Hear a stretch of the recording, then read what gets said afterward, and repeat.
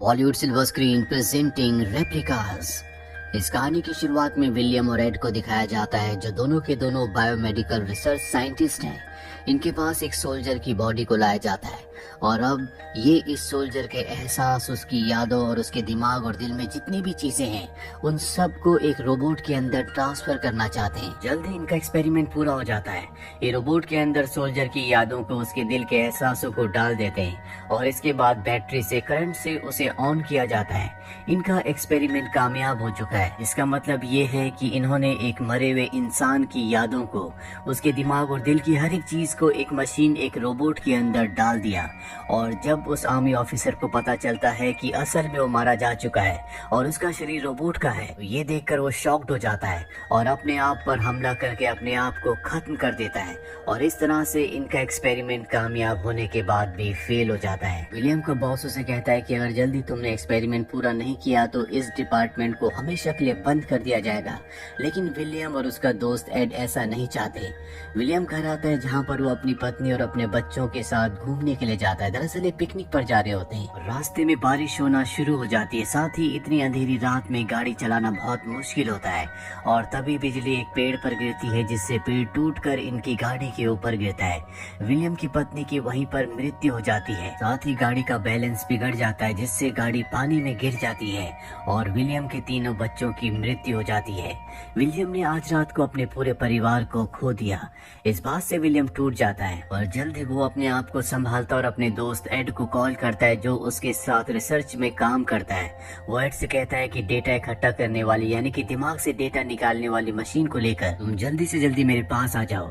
वो एड को अपनी लोकेशन बताता है। एड जल्दी वहाँ पर पहुँच जाता है और जब वो वहाँ पर विलियम के परिवार की ऐसी हालत देखता है तो वो शॉक्ड हो जाता है। विलियम एड से कहता है कि मेरे पूरे परिवार के दिमाग से उनका डेटा निकाल लो। हालांकि एड को उसकी बात अच्छे से समझ नहीं आती, लेकिन एड उसके पूरे परिवार के दिमाग से उनका डेटा निकाल लेता है।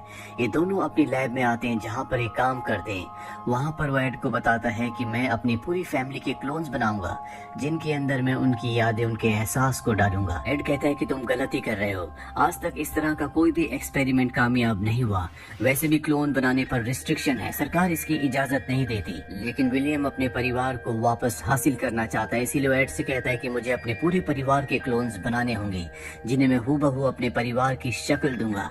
एड को उसकी बात माननी पड़ती है क्योंकि वो उसका अच्छा दोस्त है। दरअसल विलियम इस तरह के एक्सपेरिमेंट्स को पहले भी कर चुका है, लेकिन इंसानों के ऊपर नहीं बल्कि जानवरों के ऊपर। और इस तरह के क्लोन्स बनाने के लिए उसे 17 दिनों का वक्त चाहिए, जो वो यहाँ लैब में नहीं कर सकते। इसीलिए लैब की जरूरी मशीन लेकर अपने घर पहुँच जाता है, जहाँ सबसे पहले वो अपने पूरे परिवार के क्लोन्स बनाएगा, जिसमें 17 दिन लगेंगे। लेकिन इनके पास क्लोन्स बनाने की मात्र 3 मशीन्स होती हैं, जबकि इन्हें 4 क्लोन्स बनाने हैं क्योंकि 4 लोगों की मृत्यु हुई है। विलियम तय करता है कि वो अपने परिवार के एक सदस्य का क्लोन नहीं बनाएगा, इसीलिए वो सबके नाम एक एक कागज की चिट पर लिखता है और जिसका भी नाम निकलेगा उसका क्लोन नहीं बनेगा। उसकी सबसे छोटी बेटी सोफी का नाम निकलता है, जिससे वो सबसे ज्यादा प्यार करता था, यानी कि अब वो अपनी छोटी बेटी का क्लोन नहीं बना सकता। एड विलियम को बताता है कि अगर 17 दिनों के अंदर बीच में एक बार भी लाइट गई तो क्लोन बनने की प्रक्रिया रुक जाएगी, यानी कि इनका पूरा का पूरा एक्सपेरिमेंट खराब हो जाएगा। इसीलिए विलियम आसपास से बहुत सारी बैटरीज लाता है ताकि क्लोन बनने की प्रक्रिया बीच में ना रुके। एड विलियम से पूछता है कि तुम अपने परिवार को क्या जवाब दोगे। उनके दिमाग में एक्सीडेंट की यादें होंगी, साथ ही तुम्हारी छोटी बेटी की भी। विलियम तय करता है कि वो अपने पूरे परिवार के दिमाग से एक्सीडेंट वाली रात की सारी यादों को मिटा देगा, साथ ही अपनी छोटी बेटी की यादों को भी। और अब वो इस पर काम करना शुरू कर देता है, जिस वजह से वो अपने ऑफिस नहीं जा पा रहा होता। एड जब ऑफिस जाता है तो उसका बॉस पूछता है कि विलियम कहाँ पर है। उसका ऑफिस आना बहुत जरूरी है, क्योंकि अगर उसने अपने एक्सपेरिमेंट को पूरा नहीं किया तो हमारे डिपार्टमेंट को बंद कर दिया जाएगा। वहीं विलियम के बच्चों के स्कूल से टीचर घर पर आ जाते हैं, क्योंकि वो कई दिनों से स्कूल नहीं जा रहे होते। साथ ही उसकी पत्नी के ऑफिस से भी कॉल आना शुरू हो जाते हैं। विलियम अपनी पत्नी के मोबाइल से सबको मैसेज कर देता है कि मैं अभी सिटी में नहीं हूँ, मैं छुट्टियों पर बाहर गई हूँ, जल्दी वापस आ जाऊंगी।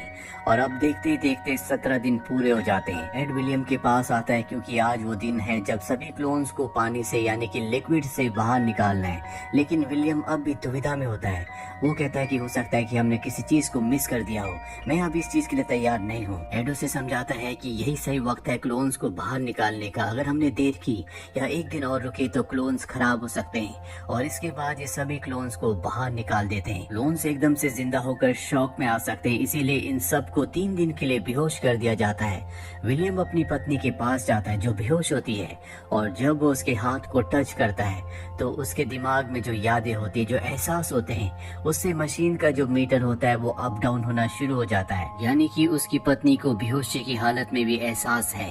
विलियम समझ जाता है कि क्यों रोबोट वाला एक्सपेरिमेंट पूरी तरह से उसका फेल हो गया था, क्योंकि जो इंसान का दिमाग होता है उसका तालमेल इंसान के शरीर के साथ भी होता है, और रोबोट के पास जो जिस्म था वो इंसानी नहीं था बल्कि वो मेटल का था।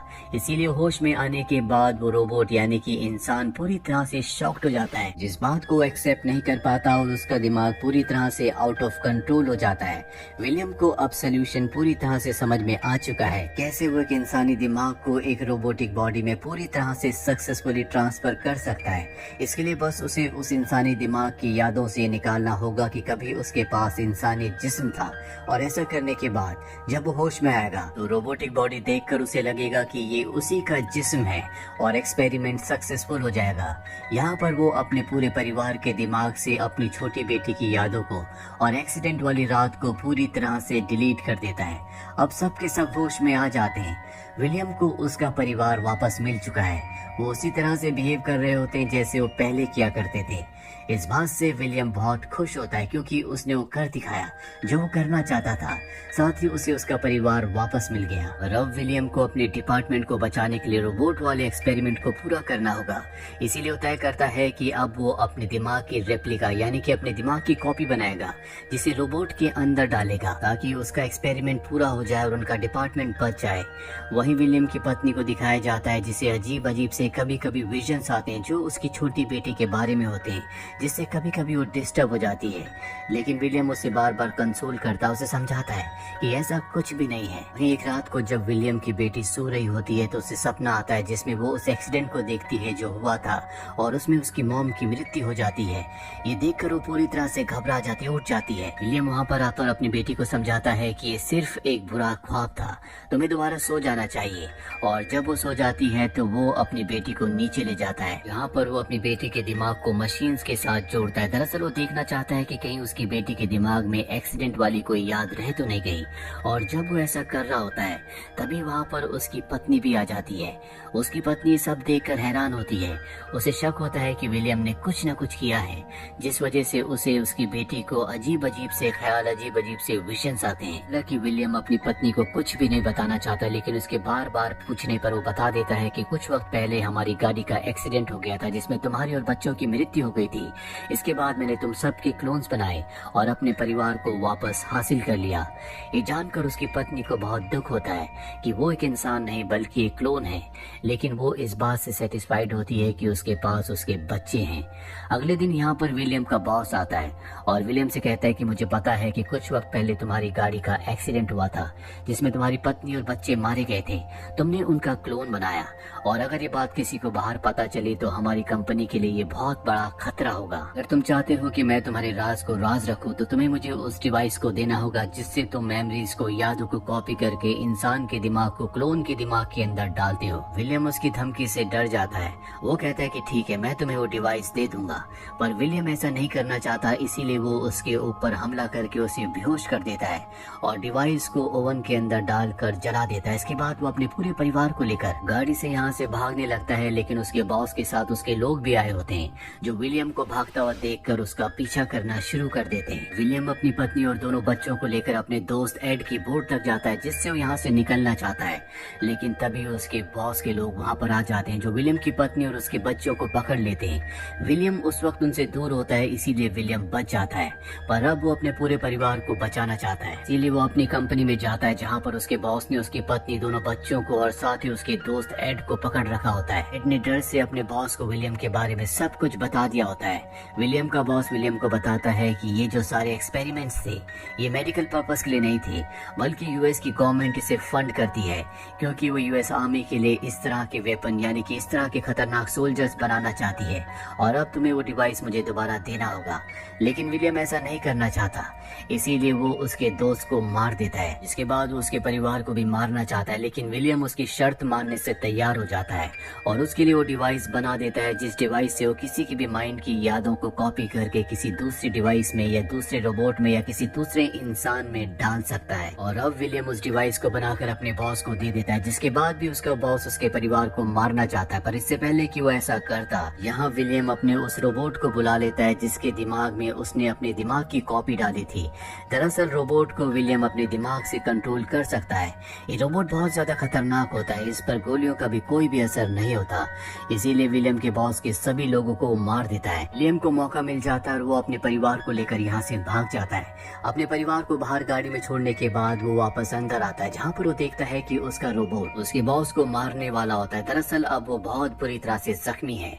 विलियम अपने रोबोट को रोक लेता है। विलियम का बॉस कहता है कि मैं मरने वाला हूँ, लेकिन मेरे मरने के बाद भी मेरे लोग तुम्हें नहीं छोड़ेंगे क्योंकि वो तुम्हारे बारे में सब कुछ जानते हैं। विलियम कहता है कि मैं तुमसे एक डील करना चाहता हूँ। मैं अगले 17 दिनों में तुम्हारे क्लोन को बनाकर तुम्हें जिंदा कर दूंगा, जिससे तुम्हें एक नई जिंदगी मिलेगी। इसके बाद तुम मेरे रोबोट के साथ मिलकर, जिसके अंदर मेरा ही दिमाग है, उन अमीर लोगों के क्लोन बना सकते हो जो मरने वाले हैं, जिससे तुम बहुत अमीर आदमी बन सकते हो। लेकिन इसके बदले तुम्हें मुझे और मेरे परिवार को हमेशा के लिए छोड़ना होगा।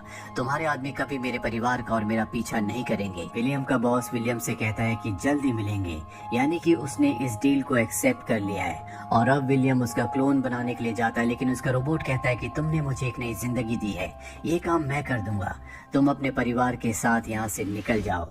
विलियम अपने परिवार के साथ इस जगह से निकल जाता है। वो अपने परिवार के साथ अब समंदर के किनारे रहता है, जैसा कि वो हमेशा से चाहता था। वो अपने परिवार के साथ खुश है। वहीं कुछ समय बाद विलियम के बॉस को दिखाया जाता है, जो कि अब जिंदा हो चुका है, यानी कि वो एक क्लोन है और विलियम के बनाए हुए रोबोट के साथ मिलकर काम करता है। ये उन अमीर लोगों के क्लोन्स बनाते हैं जो मरने वाले हैं और इस तरह से बहुत सारे पैसे कमाते हैं। वहीं हमें विलियम को दिखाया जाता है जिसने अपनी छोटी बेटी के क्लोन को भी बना लिया है और इस तरह से अब वो अपने पूरे परिवार के साथ खुश है। इसी के साथ ये फिल्म, ये कहानी यहीं पर खत्म हो जाती है। उम्मीद करते हैं कि ये कहानी आपको पसंद आई होगी।